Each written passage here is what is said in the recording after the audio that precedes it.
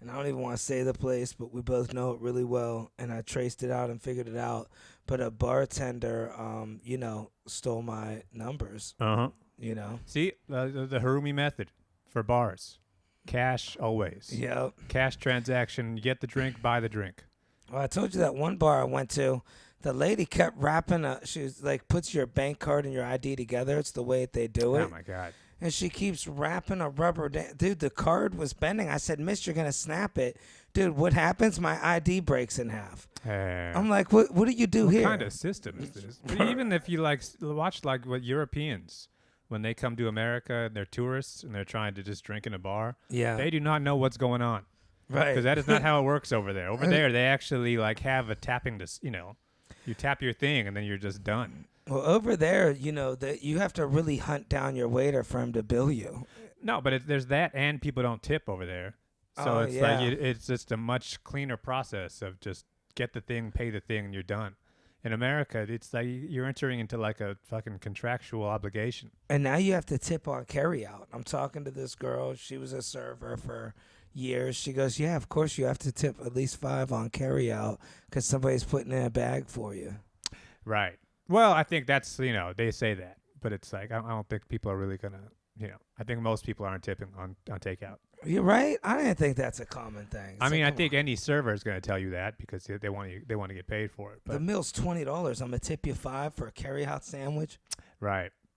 But the whole operation at a bar, anytime I'm sitting at a bar now, I'm always aware where it's like, I'm just thinking, it's almost like this must be how engineers think about like traffic. When there's probably like a traffic engineer who could stand on 8th Avenue and think that light should go this way. Yeah. And this light should be over there and this should be the left turn lane. That would be the smart way to do this. When I'm in a bar, I can just think there are so many extra steps happening here. All the time. Somebody comes in, they order the drink, and then they have to ask if there's a minimum. They got to give the card, they give their name, to tap the card, give it back, and then it's like before you leave, you got to remember to close out. It's like, this is a mess. My buddy, he told me, he goes, he's been doing bars his whole life. He goes, a bar is so simple, but, you're not allowed to say what it is anymore, how to make a bar work. He goes, you get a pretty girl, attractive girl, nice, friendly. You just have her distract the customers where you break them over the legs, extra charge, upscale them, get them drunk. This and that. Hey. He goes, I'm in the back. Nobody even sees me. I'm fixing up the drinks. Boom, boom, bip. He goes, that's all you need. Somebody that knows what they're doing, that could rip you off, and a girl that could distract them. You get them drunk and you keep their money. Yeah, keep them drinking, keep their money, as they say. Well, it's just like people always trying to rip you off at the bodega in terms of like shortchanging you, doing little slick stuff. At the bodega, you're sober, so you're gonna catch it. Yeah, at the bar, they're trying to give you shots. Yeah, take some well shots. I know for a fact all these bars, they're throwing in extra drinks. They're just real quick. They're like, he won't know. Oh my God. I know they are, dude, because they won't ever let you pay by the drink. If you ever go to a bar anymore, they act like they're too busy. It's like, buddy, you're standing there. No. I want to pay by the drink. Cash. But not even that. You're trying to close out every time? I just want, as I go. Hey, I'll buy this. No. Hey, cash. Yeah, that's what I mean. Cash as I go. They say no to cash? They'll say, give me a card. We'll do it at the end. I go, no. Do they actually refuse it? Yeah, every bar. But, I mean, they literally say no cash. Well, I'll say, I'll just pay for this. They'll be like, well, just put it on a card. I'll bill you at the end because they know what they're doing. But you can't argue them into just taking cash? I guess I never take it the next step further. Fuck but they're going to pour me a whiskey. I need to suck up to them. I need all the alcohol I could get. Well, this is how you get ripped off. Cash is always plus if they're a real business, they're trying to avoid paying taxes. So any real small business is always going to prefer cash. They're always going to be a little bit relieved. I think it depends on how greedy the bartender is, because the bartender knows, you give me some leeway. Even bartenders, too. It's like a good bartender is stealing from their job. Guaranteed. So they're like, but I mean, you pay cash. They just, they pretend to enter into the thing. They just pocket it. Yeah, but I think in some of these places, they got smarter with the hustle because so many people are cashless. These bartenders changed the game. Yeah, I mean, like, first off, it is illegal to not take cash in the city. But also, it's like, I've never had that issue. But my issue is, they always act like they want to take take your card in the beginning. But when you pull out cash, any real business, this is how you can tell the difference between a small business and a fake small business. Yeah. A real small business will look visibly relieved when you pull out cash. Because those credit card companies are fucking over the bar too. Yeah. Everybody's getting fucked over by the cards. So Wow. the credit card companies, they're not even doing anything. Well, people do buybacks. There's that. Booze costs nothing. Or not buybacks. They do that thing where they cancel their card. Yeah, chargebacks. But like the credit card company, all these small businesses, they're getting raked over the coals. How do It's like people get 10%. away with it? I legit know people that do this. They laugh about it. They go, no, you got a big thing. You just run up a card, you get a card, and you just close it out and get your money back. I'm like, when you run up a $500 bill at a restaurant, you could actually get your money back? You can. I mean, you say the card's stolen, but it's like at that point, you are committing fraud. You think that's what they do? I think they complain about the meal. No, that you can't actually. That's not how refunds work. You charge back. You just tell the credit card company that wasn't me. Oh, yeah. And now every day is because there's so many charges happening every day. It's like the credit card, they just take your word for it. Well, imagine getting investigated for that. It's just like Pull up the camera. I mean, like you're halfway above just fucking dine and dash at that point. It's Right. like, yeah, wouldn't you feel bad? I'd rather run out without no information. I'd rather eat a cheaper meal. Right. Yeah, I would never want to do, especially to like a restaurant. That's extra fucked up. Dude, I had a dude run out on me, dude, a friend of mine. Dude, he thought he was being funny. I said, dude, we're back home. I'm visiting. I know the owner. It's the waitress. It was her birthday. I'm like, buddy, I couldn't believe it. He's all laughing in the parking lot. Yeah. Last time I hung out with that guy. Yep. I mean, like, I think we're going to end up in the future. It's going to be a thing like with those Amazon stores where you scan on the way in. 100%. That's what Japan is now. You walk in and but it's like it just senses you from your card, and then it's just it charges you on the way out. Well, did you see the thing? It's a basket. You put your stuff in and charge. There's a scanner on the basket. Yeah, they got that in Uniqlo here. Yeah, and then you just tap your card. Yeah, I mean, you just dump stuff in it and it scans it. Yeah, But I think they're going to have that for everything at this point. That's the way to do it. Honestly, I think this is how it should be. Way easier like this.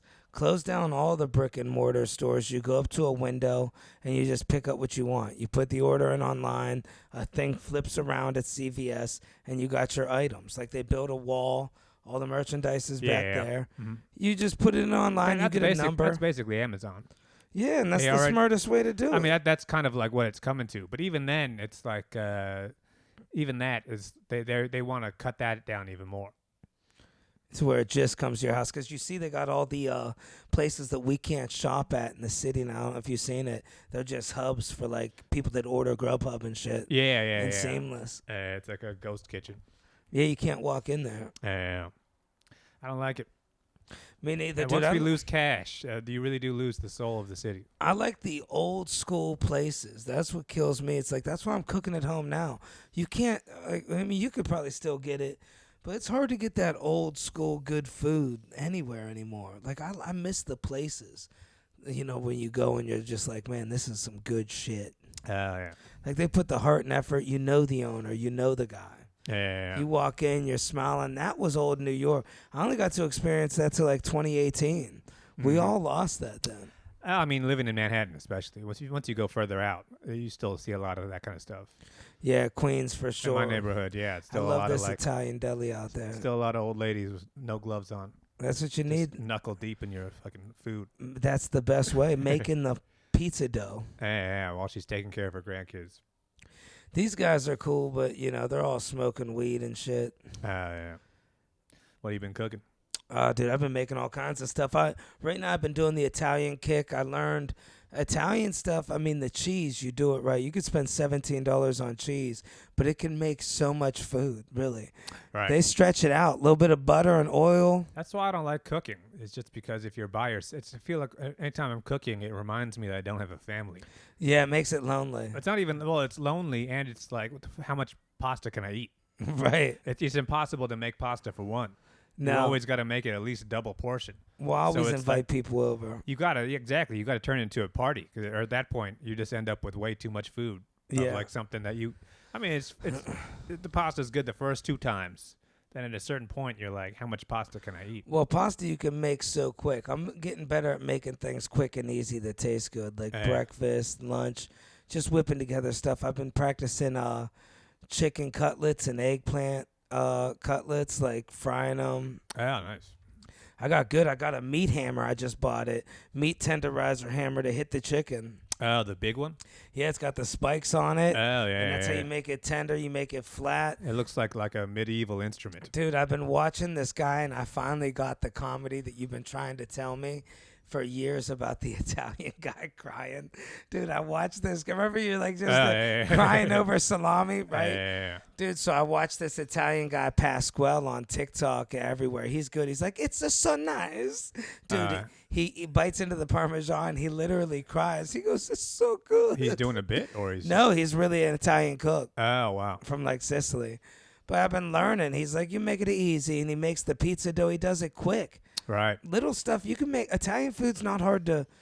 It's really not hard to cook, and it doesn't take much. It doesn't cost much. Like it's a pretty easy way to do. Well, one good way to tell if Italian food is authentic is if there's not a whole lot of stuff going on. Right. You know what I mean? And a real Italian sandwich only has like three things. Yeah. Exactly. It doesn't even have cheese on it. It'd have It's goat just- milk or something. But not even that. It's just like there's a little bit of vinaigrette or whatever dressing stuff Yeah. on it. A little bit of meat, meat, bread, a little bit of shredded lettuce or something, and you're good to go. Nah, you're right. You too. don't do like a whole bunch of. You get to some places they try to show off by having 20 ingredients. Well, in New York, they try to make these Italian sandwiches, all these Italian delis. They make the sandwiches 3 inches thick. I've been to Italy all the time. There's 2 slices of meat on that sandwich in Italy. Tastes great. It's just the meat and one other thing, bread. I mean, you have Maybe the best, some peppers. You get the best bread, you get the best Yeah. meat, and then you're good to go. You don't got to like make a whole thing out of it. Yeah, that's what I did. I got some gabagoo. The skill is not in the cooking. The skill is in the grocery shopping. It really is If fresh. you go to the store and you know how to pick the right tomato, that's 90% of the battle. And now that I'm not learning that good, but I'm getting a little better at it. Yeah. But I'm learning you can't be cheap. But I'll tell you what I learned now with the seasonings, fresh seasonings like parsley, rosemary, oregano, chopped up, bro. I'm never fucking buying these cheap bullshit. Like, you know, the bullshit oregano in a container. No, I'm chopping it up night and day. Night and day. Well, it just makes everything taste fresh. It does. It feels like you're actually eating a real thing and not just like something out of a package. You don't even got to be a good cook. A little bit of good olive oil. Well, that's the thing. You just got to get good ingredients. Yep. You got to. It's just anything you're cooking, it's just olive oil with the thing in it. Can't be that cheap olive oil Slice either. it. Well, yeah, you slice up a little bit of garlic, olive oil, and then one other thing. And it's like there's the meal right You're there. right too. I just bought That's how garlic. the grandma made it. Yeah, and Yeah. dude, it kills. And then the cool thing with the meats when you make if you make Sunday sauce, and I know obviously you ain't gonna be Italian every day, but to make the sauce good, you got to put like pork meatballs in, ribs. You got to put in. Some people put chicken in there. I don't really do that too much, but then you put the sausage, spicy Italian sausage. That's a lot of meat in the sauce, Saying you got sauce, you could freeze a lot of that. You could have it all week too. Right. That's the thing with me. That's why I don't like I was saying, it's really hard to make this kind of commitment unless you got a bunch of people coming over or I feel like eating pasta like a bunch of times. Well, for me, it's cheaper to do I've been doing chicken, potatoes. It's crazy. Rice, chicken, and potatoes. That's everywhere you go over here pretty much. A few other things. $29 for that. A little 6-ounce piece of chicken. Right. You could buy all that shit and eat it every night. I could have Thai. I mean, it won't be good Thai, but it'll be Thai. Yeah, that's the thing. Is I just don't like if I'm buying food, I want to be able to have something different tomorrow. I don't want to get stuck where it's like I gotta have chicken 5 nights in a row, or else the chicken's gonna go bad. Or see, I don't make that's a bunch. just it's just a commitment at that point. I think a lot of this too is just discipline, and it's just this is supposed to motivate you to have a family. Yeah, and imagine you have a bunch of kids running around, and you cook a bunch of you could go to the grocery store and buy the whole thing of chicken breasts. Oh yeah, and then that's just feeds your whole family right there. I always wanted to have one of those big smokers in a backyard where you lower it down. Oh my god, rotisserie. Yeah, or a rotisserie would be cool, but no, I mean a deep fryer where you just see all that chicken go in. You have the whole neighborhood over. Yeah, but it's like when you see the families. That's what's so depressing about this, the word family size. Because if you're at the grocery store and you see the family-sized chicken thighs, you buy that. If you're by yourself, it's like, the fuck am I going to do with all this chicken? It does get lonely. But if you're a family-sized, imagine you just buy the whole thing of chicken, cook the whole thing all at once. Well, I'll tell you. Then you just serve it all on a big plate, and everybody's just taking their piece of chicken. The thing with that chicken is it does, when you're just looking at about 8 pieces of chicken, Yeah, it is lonely because you can't eat chicken fast. It's exactly. a thick It's a pork. lot. It's a You're lot sitting going there on. for 20 minutes. But you think to yourself, like, okay, well, there's 5 pieces there, and I really only want 4. But what am I gonna just have one chicken left? right. I got to cook all 5, and then I'm just gonna try to like power through it. But by the time you get through 4 pieces of chicken, you're like, that's a lot of thighs. Yeah, I'm cheap, dude. I'm all about freezing them. I now I'm gonna smash the cutlet. You don't need a lot. Right. Well, I mean, you got to get smart about like meal prep, and you got to like freeze some. Yeah, that's This the is whole my- secret. You got to get 7 pieces of Tupperware, and you got to go Monday through Sunday. Yeah. Yeah, that's how you get your asparagus, you do your broccoli. That's how you get ripped. And dude, I'll tell you, for me, it's a hobby. Cooking has become a hobby. I want to get real good at it. Right. Not just the Italian shit. I want to make some soul food. I want to, Right. I want to make some fucking sushi. I'll buy the shit. You know? Yeah. That I could mean, be sushi and Italian. I mean, I'd say for sushi especially, that is just like Italian food, and that it's only 2 things. Right. It's just a matter of actually getting the good quality stuff. Where do you even get that? You go to the fish market, Japanese fish market or something, H-Town or whatever. But it's going to be like, you're going to see like, oh, that's like the top shelf. And then you get, it's like whiskey or something. They got like the top shelf and they got the well whiskey. Yeah. You're going to think you can take a shortcut. I'm going to just get the cheap stuff. It's cheap for a reason. Right. You always got to go top shelf. Damn, I didn't even realize you could just go somewhere and buy the shit to make sushi. I could make some top shelf sushi. You could, but at that point, it's like you are going to be paying a lot. Oh, because the fish is And expensive. the fish is extremely expensive, yeah. Because you got to think when you see what a salmon, what like a full tuna looks like. Yeah. It's like the size of this couch. But when you see what the sushi chef does with the tuna, it's like they just slice off there's only like one good part of it. Wow. And the rest of that shit gets chopped up and, fed to horses or something. Damn. But it's like it's real precise, the actual like sushi part of the tuna. Wow. Yeah, never mind. I knew it was I gonna think be you gotta this is one dish among many. You gotta get your seafood going, get some Right. squid, some gumbo. octopus. Yeah, you make like a Sunday roast or something. They say gumbo's easy as hell. Just throw a bunch of shit in a pan.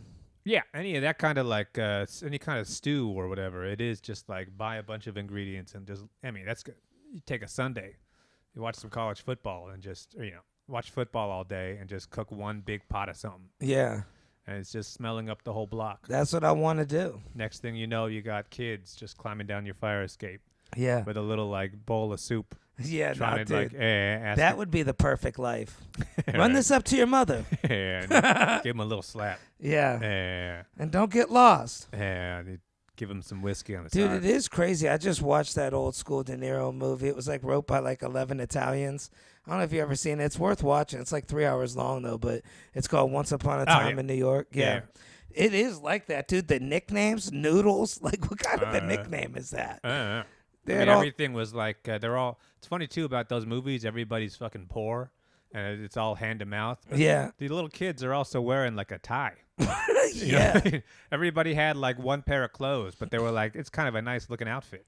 Yeah, it is crazy. They wore suits back then. Even like kids, every kid had like a blazer on, with Yeah. like a buttoned up shirt. And a little hat. Yeah. Then end of the day, you just take off your suit, you hang it on the wall. I wonder what it was like back then. I wonder what my nickname would have been. Oh, right. Little Noodles. Dude, I've never let somebody call me Noodles. Well, you say that, then they do it once. Everybody starts laughing. That's how a good nickname kicks in. Yeah, that was a good movie though, man. It's crazy. 11 Italian dudes they wrote that joint. Yeah. I looked it up. That's the kind of movie you couldn't make these days. Yeah, all those Italian movies are like 4 hours long. Yeah, you would never be able to push that kind of a drama. Oh, you definitely cannot. Dude, That would be remember a- that movie? It was fucked up shit happened in that. That would be a very long TV show. Or Every Italian movie, though, it seems like there is that scene where some girl has to have sex with a dude that she don't want to. Why is that such an Italian thing? Well, that's also just the period. That's the time that it was, portraying. Yeah. Where it was like that kind of stuff could still happen. But yeah, I mean, that's part of that. Those Italian movies back then were like immigrant movies. You know what I mean? Yeah. That's not a movie about an American. That's a movie about an Italian living in New York City. Yeah. Yeah. Shit's wild. But back then, though, it's like if you want to get some good produce, probably living on like Avenue A, you would just like you would lean on your fucking fire escape and you would yell down at a guy for some onions. Yeah. Yeah, give me 2. Dude, and Italy's still like that. And the guy would like, you'd like somehow hoist up some onions to your fire escape. Yeah, make them fresh. And you throw them down. What is this? And you bust his balls a little bit. That's back when people whistled for entertainment. They, you had no Walkman back then. Well, it was like you would be just sitting here. I don't even know what you would be doing to Whistling. keep yourself. Well, yeah, I guess you'd be whistling to keep yourself occupied. And you would hear like the knife sharpener coming down the block. Yeah. And the guy's just yelling out knives. Hey, la Pepe. And then you would just run, grab your knives, and just drop them down in the sock or something. Life had to be so much simpler back then. I don't know. I think life was fucking complex. I wish that we had those cars. These days, if you want to buy an onion and you want to buy a tomato, you go to the store, onion, tomato. You can Amazon it. You're out. Yeah. No, back then, those were 2 separate transactions with 2 different people, and you had to negotiate for everything. Wow, that's crazy it too. takes fucking. Oh, I mean, you think about when it's like being in like a poor country. Wow. And you're in the DR and you want to buy Yeah. a fucking coconut. There's no price tag, because you just go up and you ask them how much is the coconut, and they say $10. Yeah. And you say $10. I'll give you 2, and the guy says 8, and you got to Damn, you got to barter down. That's what everything was. I would be so tired just hustling. Well, you wouldn't even realize you were tired because that's all you would know. Well, Everywhere you go, every time you want to buy a fucking belt, the guy's gonna try to he's gonna try to get you. my uncle told me he traded a mini bike for a bologna sandwich one time. Wow. Like he gave somebody a bologna sandwich for a mini bike. See, and any good negotiation, both parties feel like they got ripped off. Yeah. So that guy who's riding away in a little bike, he's like, man, I had a fucking sandwich. Dude, my father used to rebuild them. They're called CT70s. They're real rare. They're Hondas. They're like from the 1976, right? They're like little scooters or mopeds, and they're all chromed out. They're nice. And my father would rebuild them, and, he would just be trying to barter people all the time. I remember we went somewhere. He was trying to trade somebody this little moped for their car. Oh, To be fair, he sold the moped for like $1,500. But still, it's like it was a collector's item. But imagine you had a restored car, like a 57 Chevy, and this guy's like, I'll trade you my moped for Well, it. I mean, you never know. If that's he might have got the better part of the deal. You never Yeah. know who's getting the good part of the deal until like sometime later. Rare mopeds. I always loved those, like, I don't even know. People used to do these kind of like social media videos where it's like, I'm going to start with this and I'm going to trade for that. Oh, and yeah, I'm yeah. going to try to like see how much I can flip. Yeah. First, I'm going to start with this one card and the rubber band, and I'm going to try to trade the rubber band and this and that. And then eventually by the end, they got a, fucking horse. Right. A house on Fifth Avenue. But that is like, that's how everything was in like, the Nero days. In like the early immigrant Lower East Side days. Guy shows up in New York City from Italy. He has to go through Ellis Island. Doesn't speak a word of English. All he's got is a tomato. Yeah. So he gets off downtown Wall Street. He's looking at. He has to trade this tomato for 2 onions. Yeah. Takes those 2 onions, trades it for a hat. Trades the hat for a belt, and so on. Yeah. And then eventually he owns a railroad. Yeah. But it's like that's the mentality of America back then, where it's like a man can really like this is the promised land. This is a man where a man can actually, make his bones. People could still do it in different ways. I was at this party. Now, I know nothing about sports. There's this kid. I mean, he was down to his rags, dude. I mean, this kid, look, he was fucking begging people for a damn cigarette, right? Dude hits for $6,000 on a damn basketball game. I don't even know how he did it. Oh, right. Parlayed it up the same night. Like, Yeah. he made that money that night. Like, he's Oh, showing us. Unbelievable. And now he's the coolest motherfucker at the party. Oh, right. He's like, yeah, I had this money on FanDuel. Like, No, I don't know. It was a long shot. He probably bet $1 to win 6,000, where like 18 things had to happen exactly at the right moment. Yeah, it was like he's all over there over But his that's phone. that's gambling. That's not the skill. What I'm talking about. What I'm talking about is a guy who's just going by his wits. Yeah. Who can like look at you and say, "Look, I'll buy that PlayStation 5 off you for $210, because I know I can go uptown and I can sell it for $220. Right. So I just made $10 profit. That's just all arbitrage. But if there's guys who can think like that, and they can just look around your room and make you an offer for something, knowing that they can go somewhere else and make a little bit more for it. And if you scale that up, you do that enough, you can make all the money in the world. You know, That's how people flip real estate. that's what breaking and enterings is too. I mean, and I get it. One's highly illegal, so it's a little different. But people were like, I don't want to learn that bullshit about how much that costs. Just kick the door down. You're gonna make a profit. There is, but there's also a skill to it because if somebody broke in here, and you got to think like, what am I? If I can't steal everything in the apartment, The MacBook. you got to take something valuable. The MacBooks you can track that. That's Oh got yeah, GPS. the camera. Then A smart person would take the camera. Even the TV is going to be too hard to take. right. Maybe Nobody's you take taking this that. light. You could flip this on Facebook Marketplace. Wow, dude! Imagine somebody took this damn light. You're right. That's about a $30 light, I bet. I mean, but it's like most stuff is not really worth stealing at that point. The risk reward. But it takes a smart kind of mind to know how to flip. Especially Facebook Marketplace is like highly stolen shit. Yeah. People steal. That's what all that CVS stuff ends up at. Someone steals a bunch of makeup from CVS. That's where it all ends up.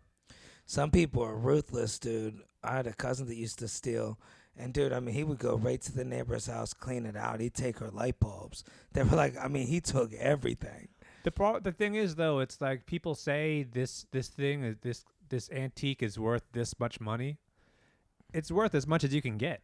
Right. You know what I mean? Nothing's actually worth money. Same thing with eBay. Anything on eBay is worth exactly what someone's willing to pay. It's on how you dress it up. It's all about knowing what you actually have.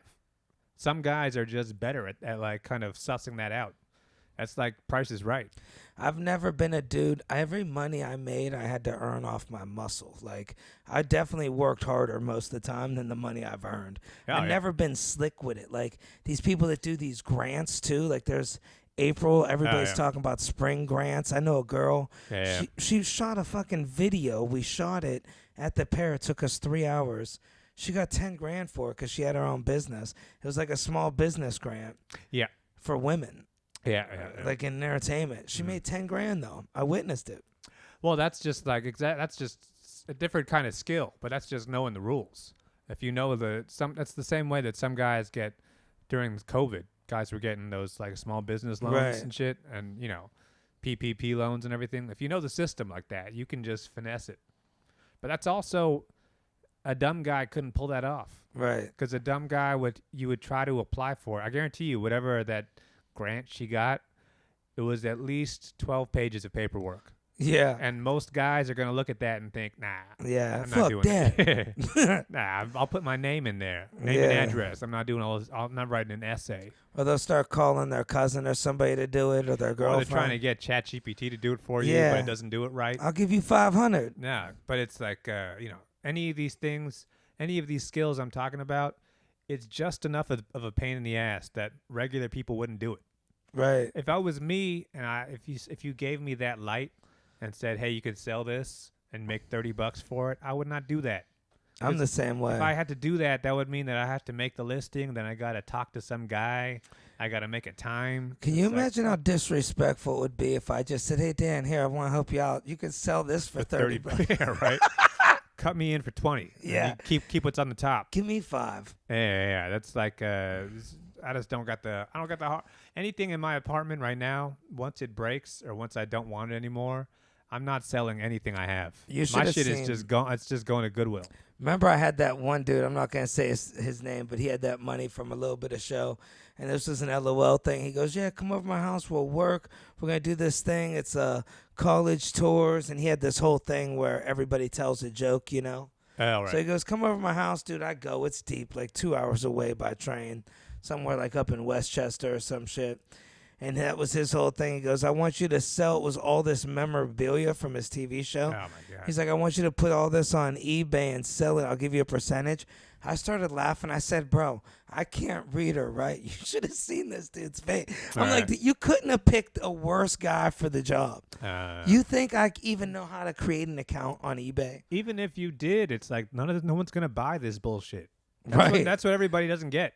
Everybody if you go on Facebook Marketplace right now, there's people still trying to sell like the Metro cards. Right. Oh yeah, I've seen those. Yeah. It's like the Martin Luther King Metro card. And it's like they're trying to flip it for like $80. It's like nobody is buying this shit. Yeah, these are gonna be extinct. Exactly. That's why sneakers are like kind of going away now, because the whole sneaker culture just turned into people trying to make money off each other. Yeah, People trying to buy something and then they flip it the next day on whatever website. And I'm it's so like, happy that's gone. By the way, you can't have an entire culture where everybody's trying to rip off everybody else. I'm sick of seeing my friends in $600 sneakers and they're dead broke. I'm Right. like, bro, come on. People, that's the problem. At least those people are wearing them. People were buying them just to sell them. Yeah, And at some point, it's like somebody's actually got to put on some shoes, because yeah, the Dunks. what are we even doing? I seen a pair down here on like 8th Street and 3rd Ave. You know that sneaker store? Yeah. It was like fucking $3,000. I don't even know if that store's still there. Used sneakers. Yeah. At Flight Club. Yeah. That's all for like Japanese tourists and stuff. Guys Yeah. come here just to like drop a bunch of money. Making money on backgammon and they waste it here. Anything where it's like, I don't even know, nothing I look around in my place of stuff that I own, I couldn't tell you what anything's actually worth. Some guys are like obsessed with that, Yeah. where they show you their new guitar and they got to tell you what it's worth. Yeah. And how much, like, somebody, back in the day it cost this. Now to get this thing, you'd have to pay $1,800. It's like, first off, I don't care. Second off, I'm never actually going to sell it. So what difference does it make? My father knows all that stuff. Like when I bought my first house, I knew nothing. I was 19. Home inspector just walked through it. He wasn't there more than 5 minutes, maybe 10 minutes tops, and just left. Everything was fucked up on the house. The basement leaked. I had no clue. Like this guy didn't do one thing. Every pipe short. But my dad, I remember they were showing us the house, and my dad goes, "Oh, that's a sledge. That's a sledge lock." And he gets all into it. He goes, "Tom, this is about $500 lock." I think they wanted to up the price on the house. I mean, they wanted to take the, and it was. I got like 5 compliments on the lock. Oh, yeah. But I mean, these days, for like everybody's trying to do like the Gary V thing. Where you go to a garage sale and you buy some cheap bullshit off some chandelier. lady. Yeah, and then you try to flip it on eBay. But the problem now is that these days, it's like, how dumb do you got to be to not be able to just Google something? And honestly, once everybody figures out what the fair price is for something, there's no more flipping. Right. Because you're depending on the fact that some old lady just doesn't know what she has. That's exactly what the car market is. Ah, yeah. It's a bunch of old people getting ripped off. Well, that's what once all these old people know how to use ChatGPT now, so it's like you're not going to be able to get over on people anymore. Yeah, but I remember when I sold cars, they would fish for him. He'd be like, that guy don't know what the fuck's going on. Charge him another $3,000. Those guys, I mean, like the market. If your whole business depends on the fact of somebody being dumb, right, and somebody just being greedy like that, that's going to be a tough go for you. See, it's all about the knowledge. Like, I wouldn't know how to buy the right tuna. I'd buy any tuna.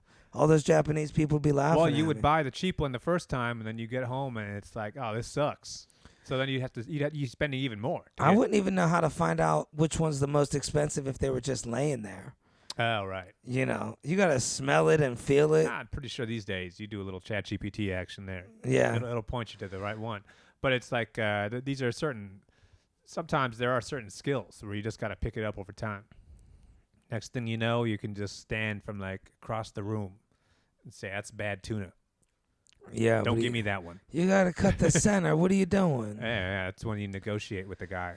I always wonder these guys that pick out these damn ribeyes. Sometimes I've been going to this place down here. They sell to all the top steakhouses, so it's like I might as well get it here. But here's the thing: the shit still ain't cheap. $75 for a damn raw aged beef. But these guys really pick them out. Come on, no, I need this one here. The center, this. It's like, come on, dude. Well, How much is that? They like slap the back of their hand on it. Yeah. What do you know about a ribeye? They can I think some guys you can slap it down on the counter and they could hear it. Yeah, it's the buoyancy. Made a nice little clap. Yeah, that's it. That thing got some recoil. Yeah.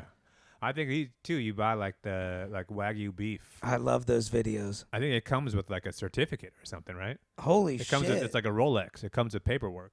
I like where it's all white, the room, and the music's all, they cut right into that Wagyu. Yeah. Man. Damn, I want some Wagyu. Someday I'm gonna get the best cut of beef. It's funny, every hood bar everywhere, they got the Wagyu burger. You know it's not Wagyu. $34, and then they got the lamb chops. Oh, right.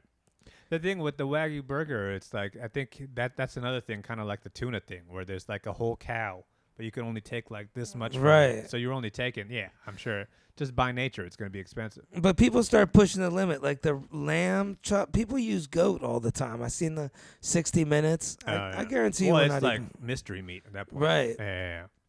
But if you were gonna get like a prime rib, I don't know, New York strip steak, or whatever, Right. would you even trust yourself to make No. a 75? I wouldn't do it. That's why I didn't buy it. I'd rather pay more. I'd rather pay more for someone else to do this. Yeah, well, you could buy it damn here for 75 also. Well, I mean, Cooked. you go to the steakhouse, you could get that for $100, and it's Yeah, it like, probably I'll pay, would be Pay 100. a little extra, but at least this is gonna be a good steak. And you know I'm the not gonna guy. like risk it where I gotta I might fuck up this steak. Dude, I want to go to these steakhouses where the chef comes out and you know what he did. He looks you in the eye. Oh yeah. That's the steakhouse I want. Blood on him. It's all fucking bloody. Yeah. Yeah. He comes and cuts it, the best part of the meat, and tells you He's you what he did. got the black gloves on. Yeah. Black plastic gloves. 180 degrees is what I did, just so Yeah. you know. They're squeezing it. The juice is coming out. Look, put that in your mouth. Yeah. See, that's how those Italian restaurants are. The chef will come right out and put food in your mouth. Oh, right, yeah. It's like He'll kiss you on the face. Well, they're doing like the Caesar salad. Yeah. With the egg. Yeah. Dude, it's like I've been saying this for years, you know? Like the top foods are like, to me, it's Italian, Japanese, and what do you call Caribbean. And all these ones you notice, like there's that love in it, bro. They put the love in it. Right. You're never gonna it's go to a one Japanese person. You gotta think how long that guy's been cooking the exact same steak. right. This guy's his full-time job. He's been doing for 35 years. Yeah. He's been cooking a New York strip steak. So it's like this dude knows every single aspect of this process. He's got that shit down. And they tell you, I'll pick out a nice one. He can just he could do it just by ear. Yeah. He knows how to cook the thing and when to add a little bit of pepper. A little bit of rosemary. That would be a dope thing. Like, I'm shadowing the bartend. Really nothing to it. I realized I don't got tits. I don't even know what the fuck. It's going to be, bartending's going to be a hard business for me. This is for mixed drinks or for? Just, I've been shadowing at this place. Beers, I don't know, whatever. Oh, okay. I've just been watching behind the bar. But imagine being able to do that with a 5-star chef. Oh, my God. Just watch them for 3 days. I mean, I wonder at that point, it's like, anybody I've ever met who works at a place, they're always sick of it. In terms of like, you meet the guy who works at the pizza shop. When you're a little kid, you think this is the dream job. Yeah. This guy can get pizza anytime he wants. That guy hates pizza. Yeah. The guy who works at the sushi restaurant, all he wants is a burger. Yep. I wonder if the fancy steakhouse, does this guy actually sit down on his break and eat like a ribeye steak? Oh, you know it. I don't know. At 40 years? I think after 40 years, this dude is just going out back and getting some Thai food or something. He's probably making his own little concoction back there that nobody knows Every about. restaurant I've ever worked in, I worked in a Japanese restaurant. The guys in the back are all Mexican. They're all making like burritos and shit. Yeah. Yeah. None of them are eating Japanese That's food. what I'm saying. All the Italian places are the same way. Yeah. They're out there in the back. But what I'm saying, though, is they're not making what they're serving. Right. Because that he's fucking sick of it. He can't even look at a steak at that point. I think the only ones that are eating what they're serving are Greeks. Right. Well, it's like a family restaurant. Yeah. If you go to a Chinese restaurant, they are eating Chinese food. But the straight up Greek food, though, most Greeks don't really steer away from that. Right. Like, they want that spanakopita. Well, they also, like, for Greek food, that means you're eating, like, 10 different things. Yeah. You got a bunch of plates going with, like, a bunch of little dishes. Tapas. Yeah, you can't beat it. Yeah. Yeah, dude. When I was in Greece, the owner of the restaurant came out, sat with me while I ate the chicken. Told me where he picks the poultry from. It's like, that's the shit that we don't have in New York no more. That's the Greece shit. European we got shit. it. We don't got it in this neighborhood, but yeah. Yeah, that's true. That is too. just like the old. This is a function of age. When old people like that are better at making food than young people. Every old person is better at cooking than every young person. Yeah. Because they've just, it's something that you kind of grow into after Did a while. for 50 years. Yeah. I told you that old Dominican woman I lived with, dude, she made anything taste so good. I mean, she made little quesadillas, bro. It was like out of this world. Yeah, I mean, when you watch her, she's only got one kind of spice. It's all that sazon kind of shit. If it is, Yeah. cut up Just pepper one or something. big ass plastic thing that you just going. Cumin. That's a spice I'm afraid to mess with. Oh, you got to get some Indian food going.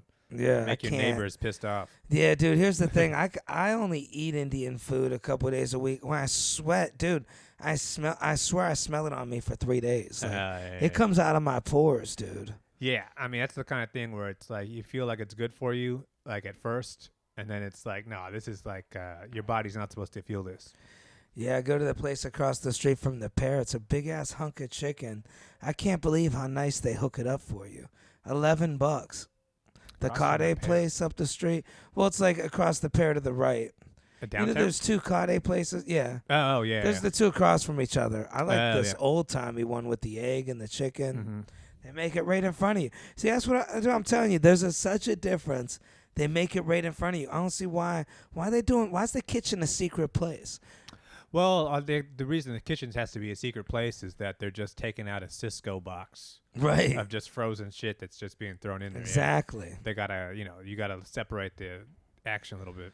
That's the whole problem. I want an open kitchen restaurant. That's, I mean, like that was like the Anthony Bourdain thing. There's a famous video or someone, I think he's on like Opie and Anthony or something. They're asking him if he's ever gotten food poisoning. Yeah. And he's, Anthony Bourdain, he's going to like, he's eating street food in fucking Singapore or Thailand or something. Right. So he's thinking like, hey, you go to India, you're really eating the chicken, just some guy cooking on the street.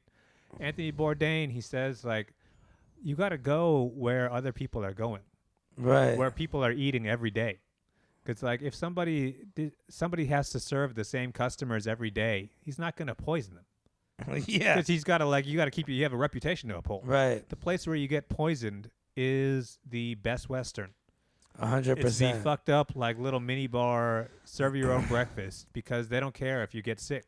That's every restaurant I go to. If it's empty, I'm not eating there. There's this Peruvian place. Nobody's ever there. At 5 o'clock, right. there's 2 people eating martinis, drinking martinis. That's it. Any of that chicken that you're eating, it's like the guy. It's the kind of place where you order chicken and there's a guy in the back like, oh, thank God. Right. We've been trying to get rid of this chicken for weeks. Yeah, dude, you're right too. Yeah, he's just got it's in plastic wrap back It's there. 2 brothers, dude, and you walk by, they start flirting with your girl. Oh yeah. It should be an SNL you need skit. like you need turnover. You need chicken that's been flying in and Yeah, out. I go to the busy places. You almost need a place with no refrigerator. Yeah. Where it's like this food just came off a truck and we threw it in the thing. And now you can eat it. Dude, I'm telling you, that's what Italy's like, man. They'll pull the damn sausage right from their ceiling and cut it up for you. Oh yeah. Sausage will make you cry. Tomato out of the garden. Yeah. All right, let's plug some dates. Yeah, we got, what was it, May 14th? It's a Thursday. We're going to be at Greenwich Village Comedy Club. I think that's the 14th or 15th. That's on Thursday, May 14th. May 14th, 9:30. Come catch me and Dan and a couple other comics. Oh, yeah. That's great.